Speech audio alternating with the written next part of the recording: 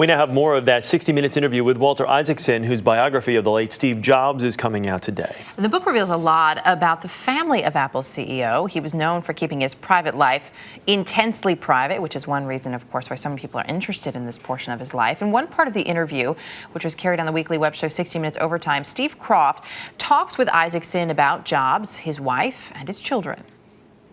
Do you have a picture of the family? Oh, sure. Look. The thing that struck me was that I'd never seen any of these pictures before. I mean, this is Lorene, and that's Aaron, Reed, Eve, and this is on their family vacation. I knew very little about his family life. I knew that he was married. I didn't know anything about his wife. I didn't know anything about his kids. Now, this is Reed, his son, and Reed, see, I'll show you a couple of other pictures of Reed. That's Reed. He's a student at Stanford, and after his father got cancer, he decided to study oncology. He worked in an oncology lab at Stanford as a summer job. It was all very, very personal and very intimate. Reed just adores his father. When I was first working on the book, he came to see me and said, let's take a walk, very much like his father would have done. And he says, I know you're going to hear a lot of stories of my dad being tough and brutal to people, but I want you to know that he really cares about the products, and he wasn't just out to make money or to be a great businessman. Erin actually called me too. I mean, she was 16 about 6 months ago, and I hadn't interviewed her. I mean, you don't interview. She said, I want you to interview me. I said, well, have you talked to your mother? And I talked to Lorene. She said, yeah, you can interview her.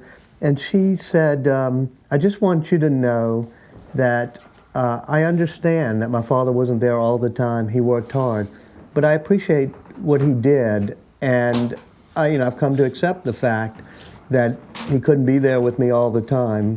Interesting, this is Lisa, the daughter from a previous relationship. Mm-hmm. And for a while it was very troubled, especially, of course, when he was, not really taking charge of paternity for her. But they became closer eventually. Earlier this year, came back and had a nice long talk with him, and then, of course, was there a few weeks ago, when he was very sick and wasn't going to make it. I didn't know anything about the way he lived. And it speaks to the secrecy and the mysterious nature of this persona that Jobs managed to create. The secrecy both about his business operations and especially the secrecy about his family life, private life. So here's Lorene. She really is just a wonderful person. But that's sitting in the backyard. And then this is him. It's in his study, just a little study in the ground floor of Palo Alto. And yeah, it just looks right on the street. Sometimes you walk along the street and you see the back of his head there.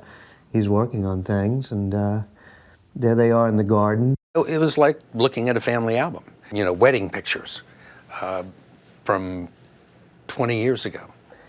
Here's at the wedding. And this is Lisa. Lisa had not yet moved back into her father's house, was still living with her mother. How old was Steve when they got married?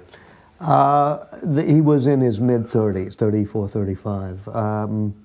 And so this was while he was at Next? It was while he was at Next. Before he came back to Apple? Before he came back to Apple. He had left Apple in '85 and then met Lorene at a talk he gave at the Stanford Business School.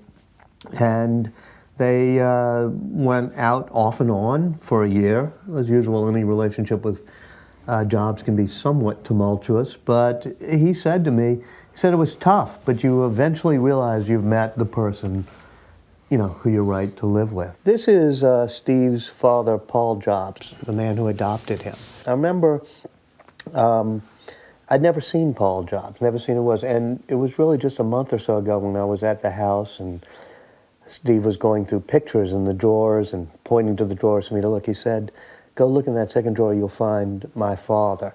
And that was a picture of him which I love, which is, him holding Steve when Steve was 1 year old. This is in their house in Silicon Valley.